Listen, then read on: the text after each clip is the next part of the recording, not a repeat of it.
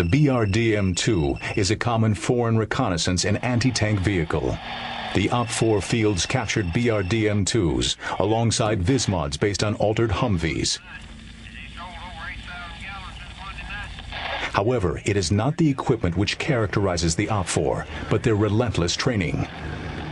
The OPFOR conducts mock battles week after week, giving them a home court advantage over visiting units from distant bases.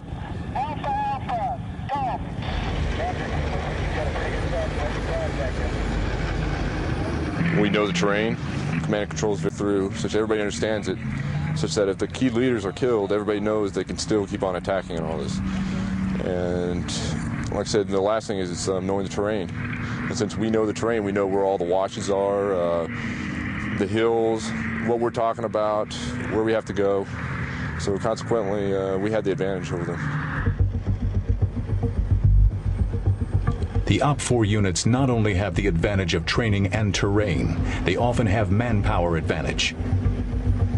The purpose of the NTC is not to stage a fair fight between equals. It is to subject the visiting team to an experience that mimics the real confusion and stress of modern war.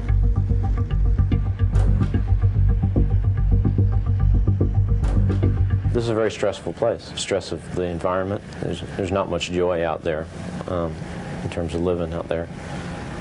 There's stress in terms of the effects of the battles, time, the lack of sleep. Sometimes you don't always get a hot meal when you think you're supposed to, or your body thinks you're supposed to. And then there's the stress of being told that maybe you're not as good as you thought you were, or that maybe there are some things you need to work on that you didn't think you needed to work on. And you know, that can be a very up close and personal experience for guys, particularly guys in our profession who by nature are very prideful and have a lot of esprit in their units, and nobody likes to be told that they're wrong or that they don't know how to do something very well. So it can be a very humbling experience too. Today, OPFOR is planning an attack on a visiting Blue Force unit from the 4th Infantry Division, the most lethal, modern, and deployable heavy division in the world. It promises to be a good fight. OPFOR headquarters is positioned beside a rocky mountain, hidden from the prying eyes of Blue Force scouts. Their OPFOR unit commanders are briefed for their attack early the next morning. Location day 10, the 32nd Guards Motorized Rifle Regiment will conduct an attack from the march through units in contact in the southern corridor, with main phase line in sectors: smash, grind, kill, cut, stab, and crush. The regiment will attack on the following axes. In the north, he'll attack on axes Jug and Typhoon.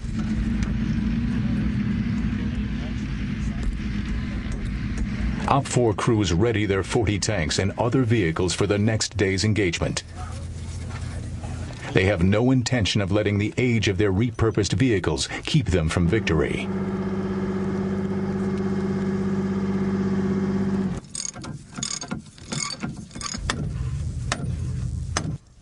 With a hard day's work done, most of the OPFOR troops bed down for the night. But there's no rest for the scouts, who head out into the desert to reconnoiter the visiting Blue Force positions for the next morning's battle. Reconnaissance is an essential prelude to combat. If your recon is good, you will know exactly what the enemy's doing, and you can plan on several contingencies in case your initial plan doesn't work. If they deny you your recon, then you just have to make a guess at what they have. And a guess, As morning breaks, the war games begin. According to plan, OPFOR conducts a feint into the northern sector of the battle area, nicknamed the Valley of Death. They plan to draw out the enemy, then unleash their main attack in the south through a mountain pass called the Whales Gap. But the Blue Force commander is not fooled by the feint. Team Reaper, a small Blue Force armored unit supported by Cobra helicopters, decimates the OPFOR forward detachment as they become bogged down in a minefield. Soon the main OPFOR attack begins towards the Furlong Whale Gap in the south. The force heads out in narrow columns. The dust kicked up by the lead tanks obscures the tanks following behind, making it difficult for the Blue Force to gauge their size.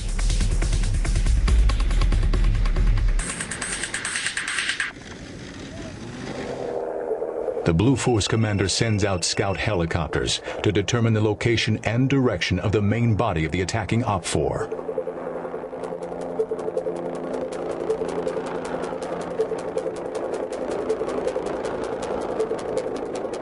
News from the helicopters prompts the Blue Force commander to call in air support.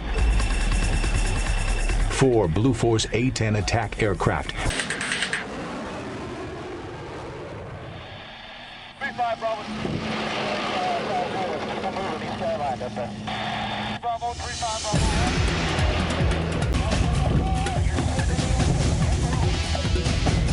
They came through and hit the obstacle. The Whales Gap itself was smoked. The first couple of vehicles came through 4 or 5 at a time, and we hit them.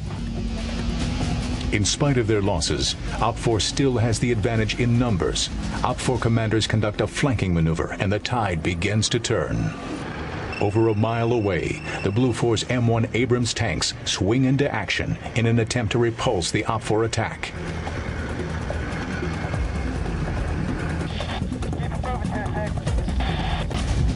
After a half hour of intense fighting, the OPFOR overwhelms the Blue Tank Force and charges ahead. But few OPFOR armored vehicles have reached the objective due to the Blue Force's tenacious defense. As it turned out, I believe we were able to attrit about 1/2 of that regiment. Total, we killed, I believe, 40 to 50 tanks, and then about 80 to 90 light armored vehicles. My combat power was 13 tanks starting out because of prior missions, and so I was extremely pleased with the way the task force did. They were able to mass fires, they were able to reposition within the battle sector, so we were very happy with the exercise, and the soldiers, particularly at their level, observed the standards and did well. As the war games end, the Blue Force soldiers will return to their home base, knowing that they have faced the best. There are no cheap and easy victories at the NTC. In actual combat, these lessons would come at a high cost in men and machines. Priceless lessons in bloodless battles are the real victories of desert war games. Roger, talk to go.